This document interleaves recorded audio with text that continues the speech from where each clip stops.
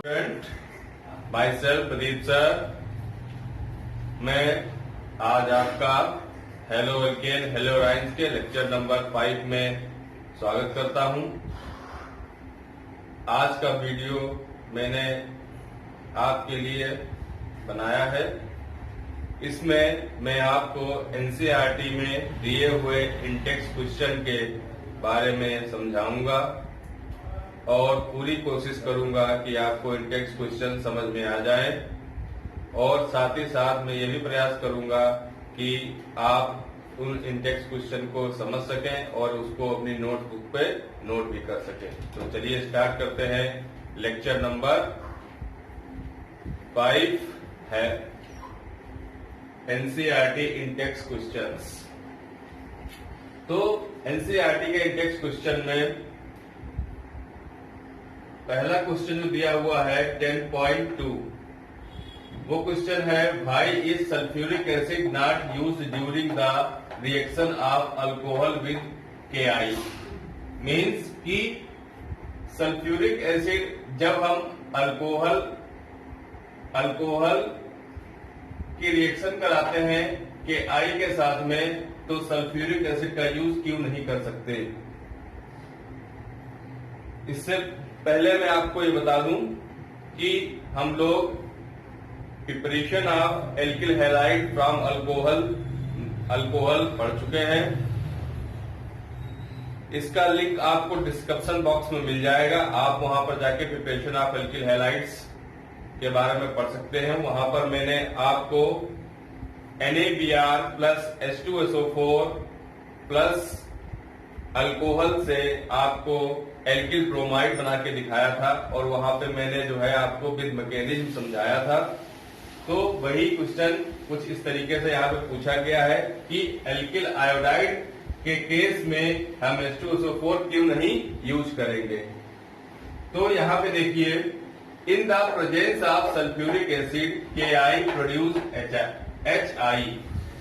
वहां पर भी हमें HBr मिला था, यहाँ पर हमें क्या मिला, HI मिला, जिससे हम क्या करेंगे, हम जो है एल्किल हैलाइड बनाएंगे। लेकिन यहाँ पे प्रॉब्लम ये है कि जब हम KI को H2SO4 के साथ में हीट करते हैं तो HI तो फॉर्म होता ही है, लेकिन प्रॉब्लम क्या आती है, देखिए 2KI plus H2SO4 heat 2KHSO4 plus 2HI। तो यहाँ पे HI तो फॉर्म हुआ, लेकिन ये रिएक्शन यहीं पे नहीं रुकती है। क्यों? क्योंकि H2SO4 is a strong oxidising agent. It oxidise HI form during the reaction to I2।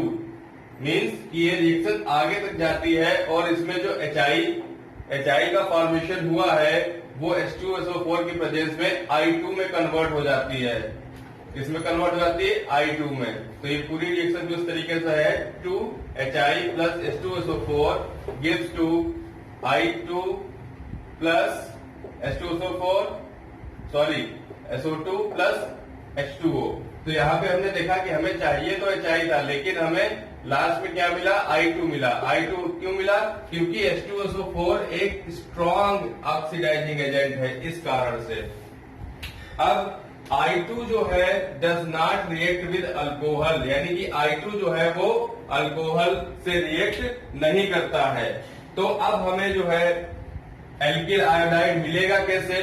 तो हम क्या करते हैं कि H2SO4 के जगह पे हम क्या ले लेते हैं, H3PO4। तो क्या लिखा हुआ है नीचे, if H2SO4 replaced by H3PO4 by which provide HI for the reaction and does not give I2 as is done by H2SO4। यानी कि जो अगर हम H2SO4 की जगह पर H3PO4 ले लें, जो कि स्ट्रॉन्ग ऑक्सीडाइजिंग एजेंट नहीं है, क्या है, इस वीक ऑक्सीडाइजिंग एजेंट है। यानी H2SO4 क्या है, स्ट्रॉन्ग ऑक्सीडाइजिंग एजेंट है, जबकि H3PO4 क्या है, वीक ऑक्सीडाइजिंग एजेंट है।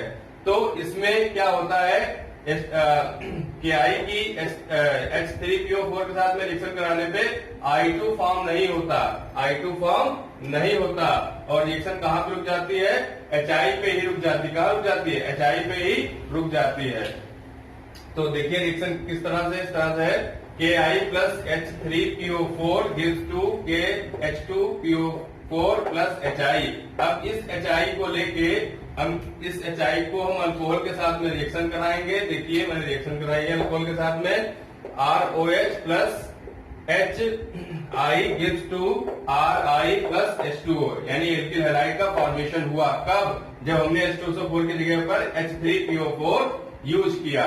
तो यहाँ पर जो क्वेश्चन है उसका आंसर बस यही है कि ऑक्सीडाइजिंग जो है वो स्ट्रॉन्ग, जो H2SO4 है वो स्ट्रॉन्ग ऑक्सीडाइजिंग एजेंट है, और वो क्या करता है Ki को पहले HI में जो है कन्वर्ट करता है, और फिर लास्ट में HI को I2 में कन्वर्ट कर देता है, और I2 जो है अल्कोहल के साथ में रिएक्शन नहीं करता, इसीलिए H2SO4 का यूज हम इसमें नहीं करते हैं। मुझे लगता है आपको कुछ अच्छा समझ में आया होगा। मैं नेक्स्ट क्वेश्चन बताऊंगा, उससे पहले आप इसको नोट कर लीजिए।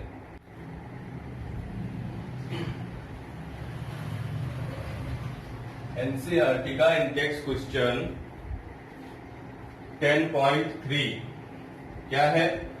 Right structures of different di hydrogen of propane.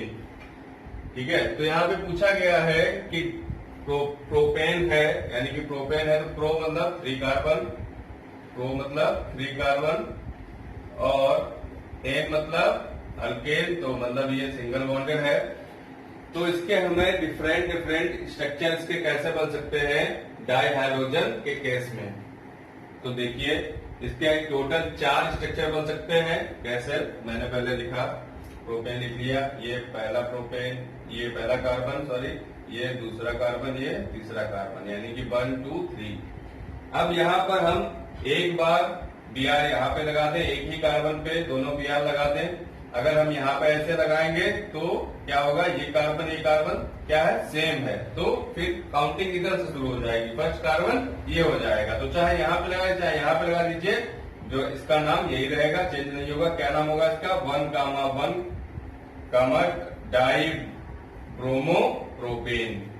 अब दूसरा क्या होता है? दूसरा कि एक बार हमने जो है Br कहाँ पे लगाया, फर्स्ट कार्बन पे लगाया, और दूसरा Br कहाँ पे लगाया, सेकेंड कार्बन पे लगाया। ठीक है, अगर यहाँ पे एक Br लगा दे तो फिर काउंटिंग यहाँ से शुरू हो जाएगी, बात वही रहेगी। तो यहाँ पे क्या प्रोडक्ट बनेगा? 1,2 डाई ब्रोमो प्रोपेन। अब तीसरा क्या है? एक बार हमने Br कहाँ पे लगाया, फर्स्ट कार्बन पे लगाया, और एक बार कहाँ पे लगाया, 3 कार्बन पे लगाया। तो कंपाउंड क्या बना? 1,3 डाई ब्रोमो प्रोपेन। अब फोर्थ वाले में क्या किया हम लोगों ने?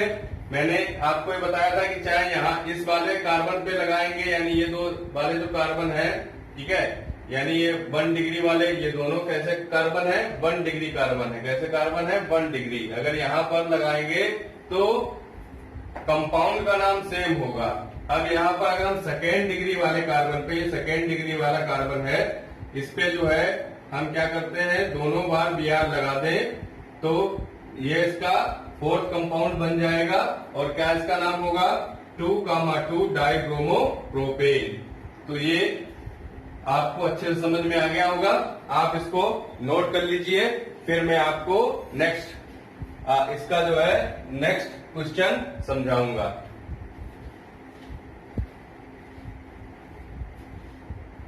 नेक्स्ट क्वेश्चन एनसीईआरटी का इंडेक्स क्वेश्चन है 10.4 क्या है? Among the isomeric alkanes of molecular formula C5H12 identify the one that one photochemical chlorination yields. First, a single monochloride, second, 3 isomeric monochloride, and third, 4 isomeric monochlorides. Question ये कह रहा है कि एक अल्केन है, ठीक है, आइसोमेरिक अल्केन्स है, उनका मॉलिक्यूलर फार्मूला C5H12, ठीक है, मॉलिक्यूलर फार्मूला दे रखा है, ये भी बताया है कि आइसोमेरिक अल्केन्स है। जब इसकी हम फोटोकेमिकल क्लोरीनेशन कराएंगे तो उनसे हमें ये 3 टाइप के क्या मिलने चाहिए, प्रोडक्ट मिलने चाहिए। पहला एक सिंगल मोनोक्लोराइड वाला, दूसरा 3 आइसोमेरिक मोनोक्लोराइड और चौथा 4 आइसोमेरिक मोनोक्लोराइड। ठीक है, तो सबसे पहले हम देखते हैं कि जब हम इसका आइसोमर बनाएंगे तो इसके 3 आइसोमर ही पॉसिबल हैं। पहला आइसोमर है 2,2 डाई मिथाइल प्रोपेन, दूसरा आइसोमर है पेंटेन और तीसरा आइसोमर है 2 मिथाइल ब्यूटेन। तो इस मॉलिक्यूलर फार्मूले के जो कितने आइसोमर पॉसिबल हैं, अल्केन में 3 आइसोमर पॉसिबल हैं और इन तीनों आइसोमर्स की हम क्या कराएंगे, फोटोकेमिकल क्लोरीनेशन कराएंगे। क्या कराएंगे, फोटोकेमिकल क्लोरीनेशन कराएंगे। तो इसका क्वेश्चन का फर्स्ट पार्ट कहता है कि अ सिंगल मोनोक्लोराइड, मतलब एक सिंगल मोनोक्लोराइड प्रोडक्ट इन्हें मिलना चाहिए। तो देखिए 2,2 डाई मिथाइल प्रोपेन है, इसका क्लोरीनेशन कराने पे हमें सिंगल क्या मिलेगा, मोनोक्लोराइड मिलेगा। कैसे मिलेगा, देखिए अब देखिए ये 1 डिग्री है, ये 1 डिग्री कार्बन है, ये 1 डिग्री कार्बन है और ये 1 डिग्री कार्बन है और ये 2 डिग्री कार्बन है। तो अब हमें मोनो क्लोराइड चाहिए। अगर हम यहाँ पे Cl लगाते हैं तो भी सेम प्रोडक्ट मिलेगा, यहां पर भी लगा सकते हैं, यहां पर भी लगा सकते हैं और यहां पर भी लगा सकते हैं क्लोरीन। तो यहां पर हमने क्या लगाया, ठीक है, तो मतलब 1 degree carbon, 1 degree carbon, 1 degree carbon, 1 degree carbon, यानी 1 डिग्री कार्बन यानी 1 डिग्री हाइड्रोजन को रिप्लेस करके क्लोरीन लगा दी हमने। तो यहां पर हमें क्या मिला, 1 क्लोरो 2,2 डाई मिथाइल प्रोपेन क्या मिला और प्लस HCl क्या हो गया, साइड प्रोडक्ट के फॉर्म में निकल गया। तो हम देख सकते हैं कि इस आइसोमर से हमें क्या मिला, सिंगल मोनोक्लोराइड प्रोडक्ट मिला। ठीक है, अब चाहे Cl यहाँ पे लगाओ, यहाँ पे लगाओ, यहाँ पे लगाओ, यहाँ पे लगाओ, नाम इसका इस प्रोडक्ट का यही होगा। अब ये कह रहा है कि 3 आइसोमेरिक मोनोक्लोराइड चाहिए, तो हमने बताया कि इसका एक आइसोमर पेंटेन भी होता है। तो पेंटेन में क्या है, देखिए एक कार्बन ये 2, 3, 4 और 5। अगर एक बार Cl हम इस पे लगा दें तो हमें 1 क्लोरो पेंटेन मिल जाएगा। एक बार Cl हम सेकेंड वाले कार्बन पे लगा दें तो 2 क्लोरो पेंटेन मिल जाएगा। और अगर एक बार कार्बन हम इस पे लगा दें, थर्ड वाले कार्बन पे लगाते हैं Cl, तो क्या मिल जाएगा, थर्ड वाले कार्बन पे Cl लगाने का मिलेगा 3 क्लोरो पेंटेन मिलेगा। अब अगर हम चौथे पे लगाते हैं तो हमें क्या मिलेगा, 2 क्लोरो पेंटेन मिलेगा, जो कि पहले से ही मिल चुका है। और 5 वाले पे लगाएंगे तो ये कौन सा कार्बन हो जाएगा, 1 कार्बन हो जाएगा, क्योंकि काउंटिंग इधर से शुरू हो जाएगी। तो हमें क्या मिलेगा, 1 क्लोरो पेंटेन मिलेगा। इसलिए इसका जब हम क्लोरीनेशन कराते हैं तो हमें जो है कितने आइसोमेरिक प्रोडक्ट मिलते हैं, केवल 3 आइसोमेरिक प्रोडक्ट मिलते हैं। अब थर्ड पार्ट में ये क्वेश्चन कह रहा है कि हमें 4 आइसोमेरिक मोनोक्लोराइड चाहिए। क्या चाहिए, 4 आइसोमेरिक मोनोक्लोराइड चाहिए। तो इसके लिए तो ये वाला इसका जो थर्ड आइसोमर है उसका नाम है 2 मिथाइल ब्यूटेन। क्या नाम है, 2 मिथाइल ब्यूटेन। तो अब देखिए ये 1 डिग्री कार्बन, या इसको यहां से काउंटिंग करेंगे तो 1, 2, 3 और 4। और अगर हम चेन को इस तरीके से काउंटिंग करते हैं तो ये भी 1 कार्बन काउंट कर लेंगे, तो ये जो है साइड प्रोडक्ट साइड चेन हो जाएगी। और अगर जो है सीधे सीधे काउंट करते हैं तो ये साइड चेन हो जाएगी। तो यहाँ पे हमें क्या करना है, 1, 2, 3, 4 को रिप्लेस कर देना है, वहां पे क्या लगा देना है, Cl लगा देना है। तो देखिए सबसे पहले हमने क्या किया, जो थर्ड नंबर पे कार्बन है उससे हमने जो है H रिप्लेस किया, वहां पे Cl लगाया। अब Cl यहाँ पे लग गया तो काउंटिंग इधर से स्टार्ट होगी, तो ये हो गया 1, 2, 3, 4। तो इसका क्या नाम हुआ, 2 क्लोरो 3 मिथाइल ब्यूटेन।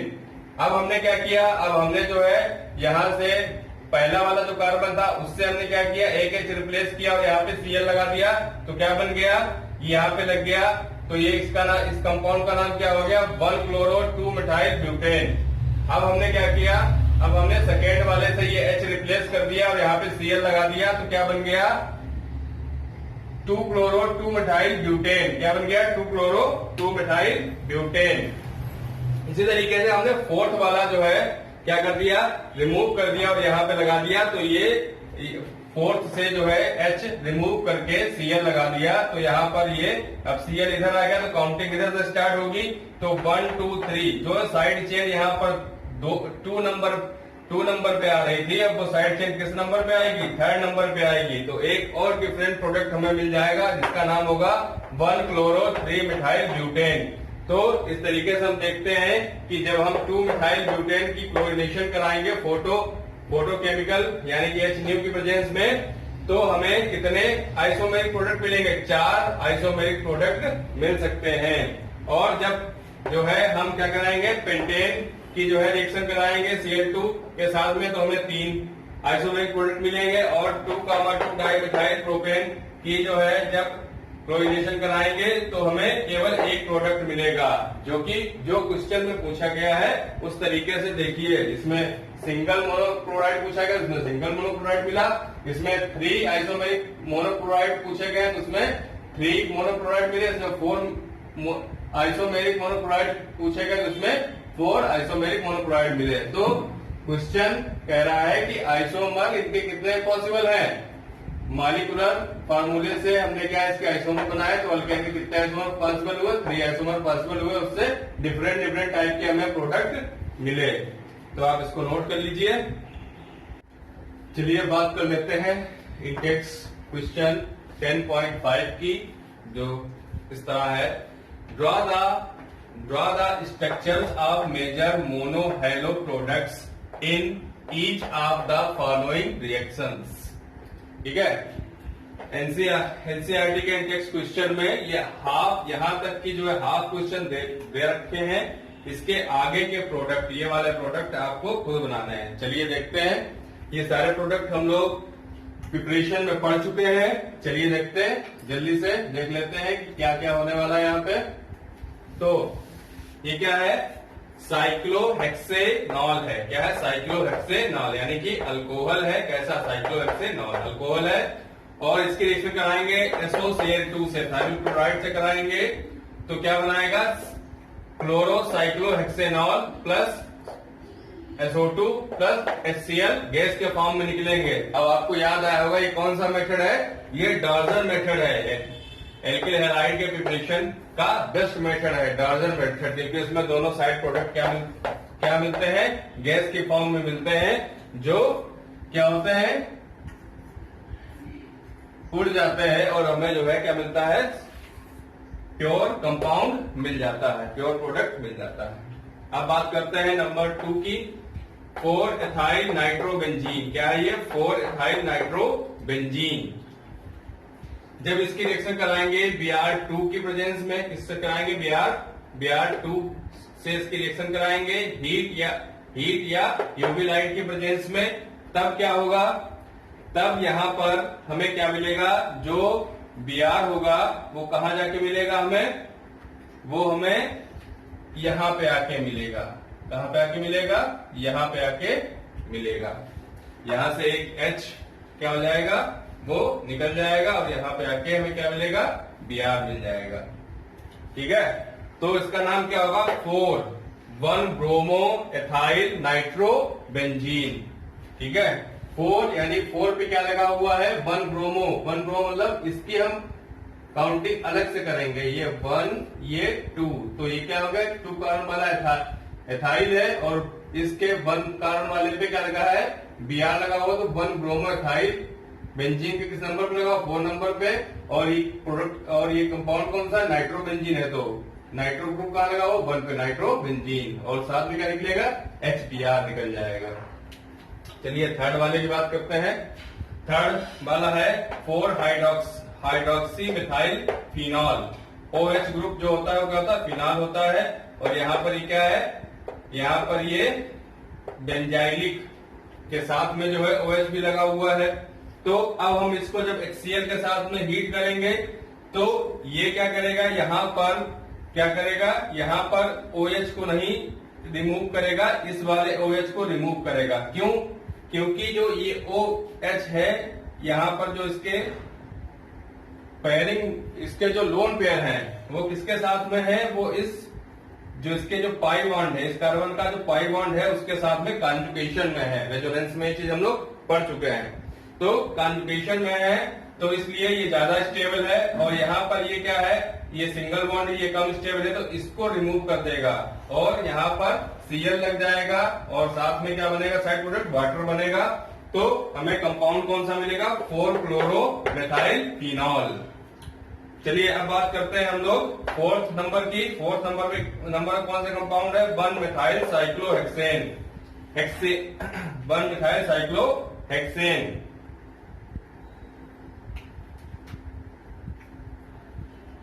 हेक्सीन है, सॉरी हेक्सीन। क्या है, हेक्सीन, क्योंकि ये डबल बॉन्ड है यहाँ पे, ठीक है। और वन पे क्या लगा हुआ है, मिथाइल लगा हुआ है।